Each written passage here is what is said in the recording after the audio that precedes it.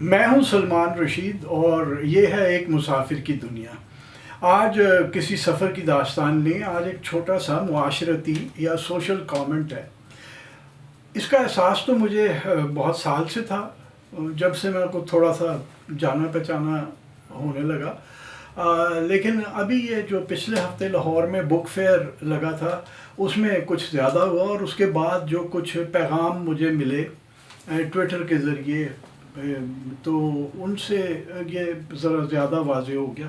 لیکن پہلے اپنی بات کرنے سے میں آپ کو بتاؤں کہ یورپ میں کس طرح کا طریقہ ہے۔ یعنی میں وہاں پہ بھی کچھ بڑے لوگوں کو ملا ہوں۔ اگر آپ کو پیمائی میں بات کریں تو ڈگ اسکاٹ کو میں زندگی میں 2 بار ملا، اور ڈگ اسکاٹ کا بڑا نام ہے۔ ایوریسٹ K2، آپ کا بھلا ہو جائے بینتھا برک، جسے دی اوگر کہتے ہیں انگریز لوگ، اور بینتھا برک پہ تو اس کے دونوں ٹخنے ٹوٹ گئے تھے اور وہ کرال کر کے نیچے آیا تھا۔ اور اسی طرح کے اس کی بڑے کارہائے نمایاں ہیں۔ کنچن چنگا نیپال میں جو ہے، وہاں پہ بھی اس نے وہ بھی کلائم کیا ہوا ہے۔ تو ایک ڈگ اسکاٹ تھا۔ ایک بار میں رائل جیوگرافیکل سوسائٹی میں گھوم رہا تھا، بہت سال پہلے کی بات ہے، تو میں کرس بوننگٹن کو بھی ملا۔ وہ بھی ایک بہت بڑا ماؤنٹینئر ہے اپنا برطانیہ کا۔ اس کے علاوہ میں پڑھے لکھے لوگوں کو بھی ملا ہوں، جیسے پیٹر ہاپکرک، جن کا اس کے اوپر بڑا کام ہے۔ گریٹ گیم جو تھی 19ویں صدی کی، انگریزوں اور اپنا روسیوں کے بیچ جو ایک ٹسل چل رہی تھی کہ افغانستان اور انڈیا پہ قبضہ کس کا ہونا ہے، تو وہ ان کی بہت ساری کتابیں ہیں اس کے اوپر۔ اور ڈیوڈ پرائس جونز، جو کہ ایک بہت بڑے تاریخ دان ہیں، اور ودیا دھر سورج پرساد نائپال، وی ایس نائپال جو ہیں، یہ سارے جب بھی آپ انہیں پہلی بار ملتے ہیں نا، تو یہ بڑے زمینی سے لوگ آپ کو لگتے ہیں۔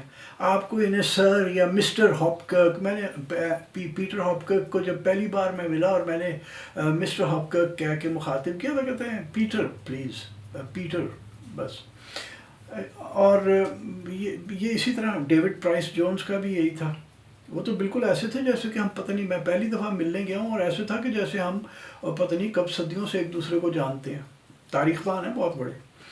اور دیکھیے، ایک مثال اور میں آپ کو دیتا چلوں کہ school of oriental and African studies, SOAS جسے کہتے ہیں، لندن کے اندر، وہاں ایک پروفیسر کرسٹوفر شیکل ہیں، بڑا نام ہے، تاریخ دان، لنگوسٹ، سنسکرت کے ماہر ہیں۔ وہ کہیں 2006 کی بات ہے یا 2000 میں، جب میں تھا انگلینڈ میں تب کی بات ہے، ہاں 2000 کی بات ہے۔ میں ان کے پاس گیا بغیر کسی اناؤنسمنٹ کے، بغیر کوئی ٹائم لیے ہوئے۔ وہ وہاں پہ پروفیسر ہیں۔ میں نے ریسیپشن سے پوچھا، انہوں نے کہا جی پہلی منزل پہ وہاں چلے جاؤ۔ میں نے دروازہ کھٹکھٹایا، اندر سے آواز آئی انٹر، تو میں داخل ہوا۔ تو پروفیسر شیکل جو ہیں، وہ ایک عدسہ لگا کے، یہ جو ہوتا ہے آتشی شیشہ، میگنیفائنگ گلاس لگا کے کچھ چیز کو اسٹڈی کر رہے تھے۔ تو میں نے دیکھا کہ بندہ مصروف ہے۔ میں نے کہا professor shackle, I need 15 minutes with you. تو مجھے اشارے سے کہا کہ آ جاؤ۔ میں جا کے بیٹھ گیا، اور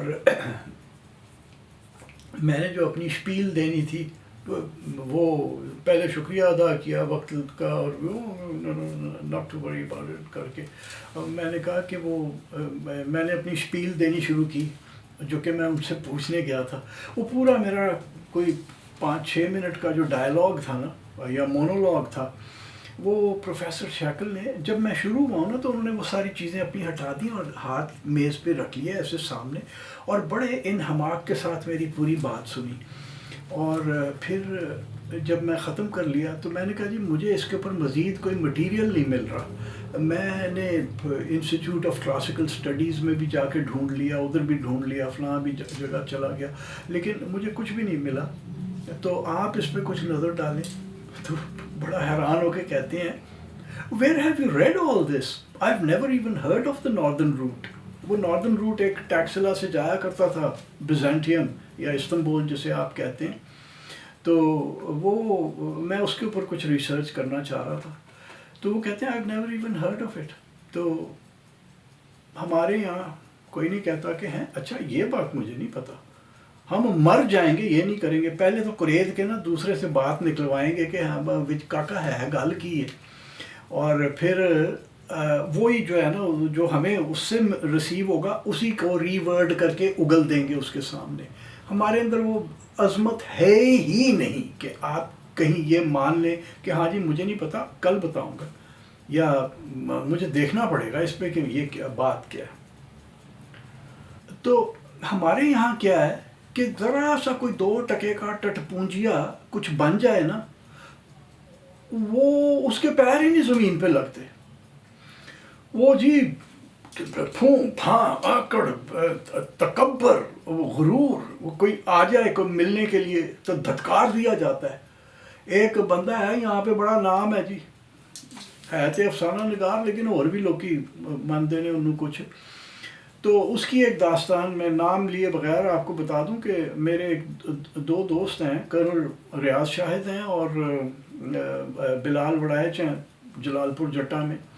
ایک دن بلال نے آ کے مجھے یہ داستان سنائی کہ جی اسی تواڈے دوست، کبھی ہم دوست ہوا کرتے تھے وہ اور میں، لیکن اس کی بد اخلاقی کی وجہ سے میں نے بالکل دھتکار دیا اس کو. تو کہنے لگا کہ جی وہ کرنل ریاض نے اس کو ملنا تھا، تو مجھے کہا وہ اس زمانے میں کرنل ریاض شاہد کی کہیں پوسٹنگ باہر تھی، انہوں نے کہیں وہاں سے فون کیا بلال کو کہ یار ذرا وقت لے لو تو وہاں چلیں گے. تو بلال نے فون کیا کہ جی اس طرح سے میرا نام یہ ہے اور میں اور ایک میرے دوست ہیں وہ ہم ملنا چاہتے ہیں. یہ نہیں اس نے بتایا ہوگا نا کہ جی کرنل صاحب ملنا چاہتے ہیں. تو اس نے کہا ہے فون کے اوپر، مجھے پتا ہے اس کا طریقہ کا، ہر 2 ٹکے کا بندہ اٹھ کے آ جاتا ہے کہ میں ملنا ہے کہ ساڈے کول ہے نا ویل ہے تواڈے کول ورگے لوکاں نوں ملن دی. اس نے اچھا بھلا ڈانٹ دیا بلال کو. بلال نے کرنل شاہد کو کہا کہ وہ تو نہیں ملنے کو تیار ہو رہا.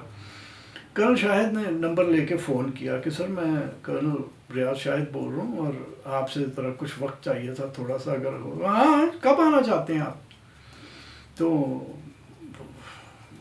اگلے دن یا جب بھی کا وقت لیا اور فون بند کر دیا. تو انہوں نے کرنل ریاض نے اپنے ہمارے دوست بلال کو بھی ساتھ لیا اور انہوں نے جاتے جاتے کہیں سے ایک کیک بھی لے لیا کہ وہ جیسے کہ ہمارے یہاں رواج ہے کیک لے کے جانا. تو پہلے تو اس بندے نے جو کیک دیکھا نا بلال کے ہاتھ میں تو اسی کے اوپر بد کلامی شروع کر دی. ماحول سمجھے کیک چک کے آ جاتا ہے، یہ ہے وہ ہے، تہاڈا خیال ہے میں کیکاں دا بھکھا یہ وہ فلاں ٹھمکاں. تو اللہ جائیں واپس جاندے ایتھے نہ چھڈ کے جائیں. بلال کہتا ہے کہ میں چپ رہا کہ جی ٹھیک ہے جیسا. وہ خیر وہ 10-15-20 منٹ جو بات چیت ہونی تھی پتہ نہیں کیا ہونی تھی وہ ہو گئے، لیکن دونوں صاحبان وہاں سے دل برداشتہ ہو کے آئے. اور میں آپ کو بتا دوں کہ میرا ایک بدین میں دوست ہے ابو بکر شیخ. ابو بکر نے بہت سال پہلے مجھے کہا تھا کہ یار تمہاری اس سے دوستی بھی ہے. تو میں نے کہا یار میں 1993 کے بعد میں کبھی اس کو منہ نہیں لگایا، تو میری دوستی نہیں ہے.